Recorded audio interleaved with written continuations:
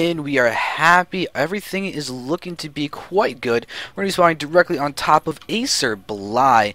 Acer.Bly from Acer Gaming, a teammate of Nerchio. We have got the orange Zerg being him, being Bly, the awesome Zerg player on top left. Talk about an awkward intro. That was, I mean, even me. I mean, for you guys just listening, that must have been really bad. But for me saying it, that was bad. So, thank you for coming into that and not immediately disowning me as a human being. But his opponent is going to be loveTT. It's going to be the red Protoss in the top right. And with this, we're going to be entering a very cool PvZ.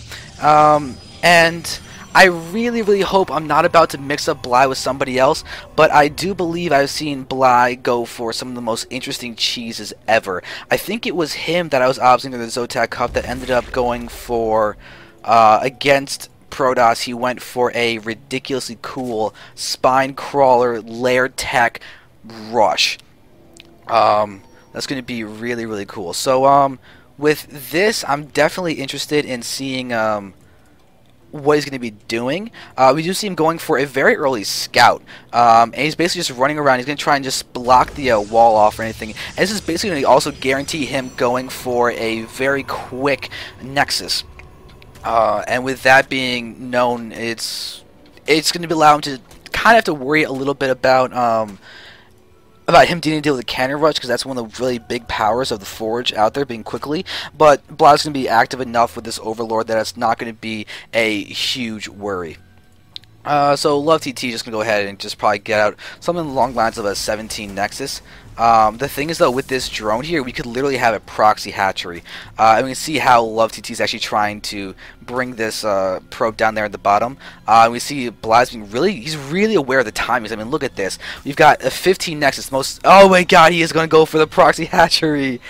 Oh god, but the Forge is done, and we see the EO chamber going to be going down. So we're going to have the ticking time bomb. I've even seen some players literally keep the hatchery building for a very long time, and then building the EVO chamber right after they cancel the hatchery just a lot later. And now we're going to see getting mutual blockage as loveTT is going to go ahead and send this down. So, guys, if you want to go to zanderfever.tv/vote and just make your opinions known about who's going to be winning, you've got an opportunity for some crazy ridiculous cheese coming out.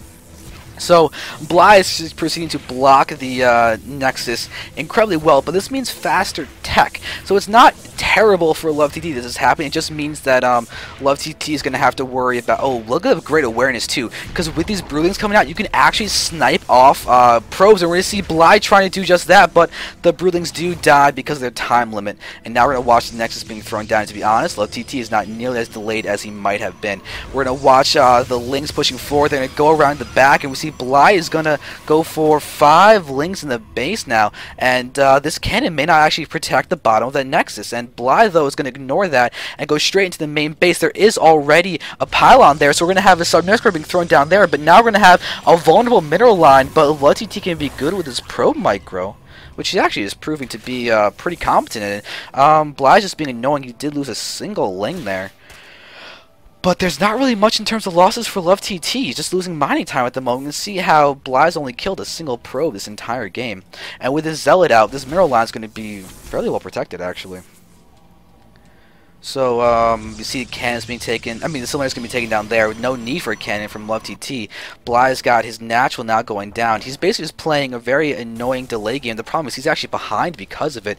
16 drones to 23 probes. What is... Oh, he's got a Roach Horn out already. He's getting Roach... Okay, yeah. So Bly has no intention of really making this to be a long game. He's going to continue being annoying. He's keeping these Lings alive quite well. I mean, 2 are still alive. They're just very vulnerable. He keeps going to the mineral line, trying to pick off a probe here and there. But, I mean, we're having just such effectiveness. I mean, a couple have been killed, but it's costing Bly a lot of time. But Nothing Natural for loveTT has not been utilized at all quite yet. So there we go. Now we got a transfer of probes, and now we're going to see Bly's going to see, since he's got to get these roaches across the map soon, because we only have 4 roaches coming along, and loveTT is going to be able to get out good solid set of tech.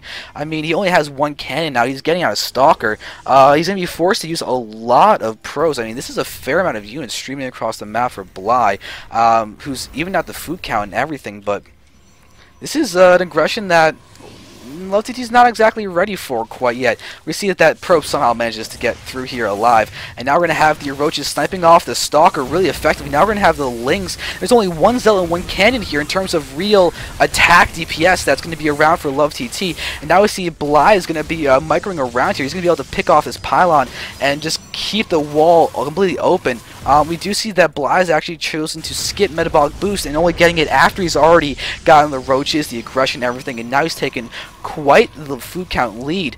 See loveTT's only units out are probes, and that is it. He's chroning out this stalker and trying to get a sentry afterwards. That's a really, really risky move. There's Artosis pylon. Oh no! So now that cannon is down, and Bly is taking a commanding position. My God, he is taking a commanding position. So Bly is going to continue to push, and he's going to wreck this front. And now he's going to be able to kill off the gateway and the pylon at this wall. The pylons, though, are not really going to be able to power up these cannons. It's just two gateways that are now out. He's going to need to try and get out some more units, but I mean, there's not much that he can really do. The pylon's getting targeted yet again. We have one roach left here, two roaches, and the cannons are down.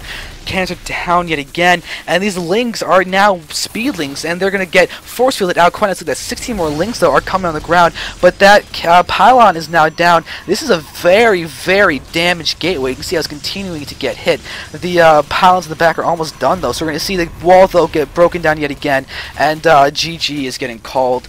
Bly wins with some very, very powerful cheese. Well done on his part. loveTT almost was able to actually bring this back into his favor, but very strong showing by Bly with creative cheese, which seems to be his trademark, allowing him to take that victory in very cool fashion. So congratulations to him. Fortunately, loveTT did bite the dust.